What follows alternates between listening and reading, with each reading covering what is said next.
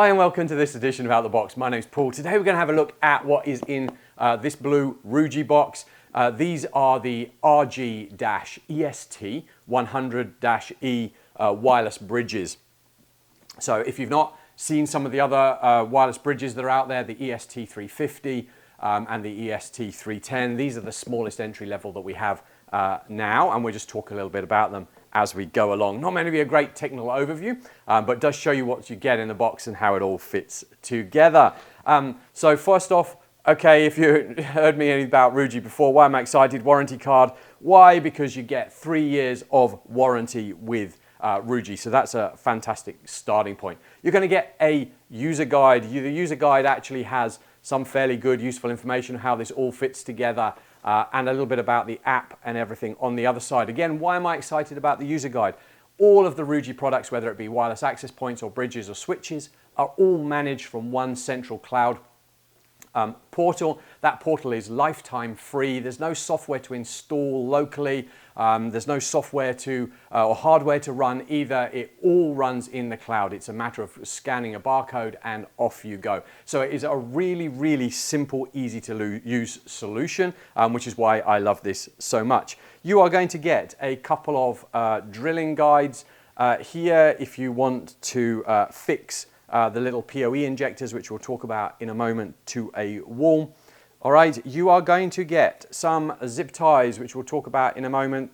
These don't have a knuckle joint, but can be directly mounted to your TV antenna or your Starlink post or whatever you've got. So you get your zip ties in there. You are going to get, because it's a two-pack, if I hadn't explained that, all of the Ruijie bridges come with 2 devices paired together, ready to work out of the box. So you're going to get 2 power supplies. We're here in Australia, so there's the power pack there, and your 12 volts in. These can be 12 volt powered as well, and we'll talk about that in a moment. So if you do have maybe solar or something like that, then there is great options just to be able to plug this straight into your 12 volt supply. All right, then you are going to get 2 tiny little PoE injectors. All right, these are 12 volt PoE powered. Often we have 24 volts and 48 volts. These are 12 volt PoE powered.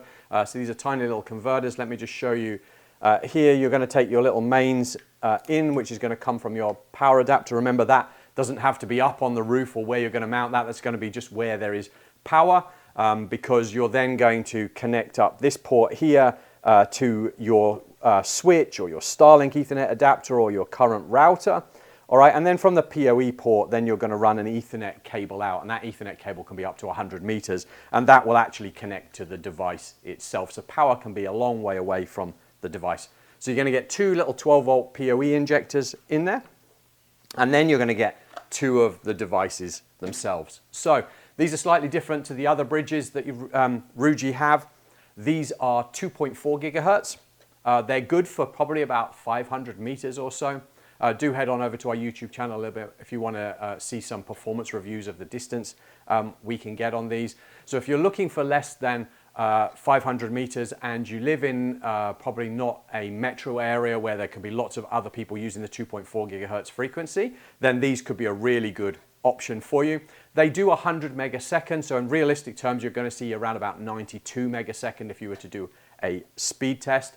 But for many people, if you're trying to get that to the granny flat or the shed, that is probably a good enough speed. So you're going to get 2 of these devices. And like I said, already paired to go. So you just need to scan them once you've joined them to the internet, and then you'll be able to manage them through the app. So let's have a look at these devices. So at the back here, you can see we have this ridge type of mount. The idea, this is going to clamp straight on to a post or something like that. And you can then use your zip tie here through that to actually fix that in place. You'll also see that there is an option here to have some screws come out from your wall and then be able to clip that down in place like that. Do be aware there is no knuckle joint, and sometimes we want to try and get that type of angle when we're mounting these. So you might want to have a small arm, an exterior arm that you can purchase that would allow you to mount this, and then that'll allow you to slide it that way or mount the move the arm this way, because you do need to have these pretty much looking at each other. They don't need to be super cleverly done like that. like be accurate, but within maybe 5 or 10 degrees, the closer they are, the better the signal strength is going to be. So that's the back of the device. On the front here, this is your signal strength indicator and other LEDs. Inside the book, it tells you what each different indicator will show you, from the LAN being connected to it being paired with the device at the other end already, and showing you the strength between the two units. So it gives you an idea as you move it like this where your best point is for signal strength. These are fully outdoor rated. They are not sealed at the bottom, which I'll show you in this one here where I've taken the cap off. So if you do mount these, do have a drip loop. What do I mean by a drip loop? So your cable comes through the wall a bit higher than the device, comes down and then back up into here. It means that if moisture gathers on here or water on your cable, then it will drip, and then it will drip down off the loop and won't tend to come back into the device. So inside here, what do we have? All right, well, we do have 2 Ethernet ports. We have one here that will be our PoE in, which is going to come from our Ethernet connector and our little PoE injector. We have a secondary LAN where we can use this to add another device straight onto. We have, I think in here, yeah, we have a little reset hole up this end. And then we do have our 12 volt in. So like I talked to you about, you don't have to PoE power this. If you've got solar power or something like that, then you can directly power this with 12 volts in. You can actually have the PoE port connected and 12 volt in, and if the PoE was to fail, it could fail over directly to battery backup. So there are some quite good uses for that. So that's what you get inside there.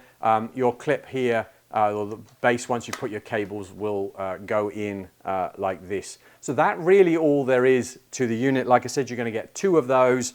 You get 2 PoE injectors, you get 2 power packs, all right, and you get 4 zip ties, and you're good to go. So that, like I said, 2.4 gigahertz, max out about 500 meters.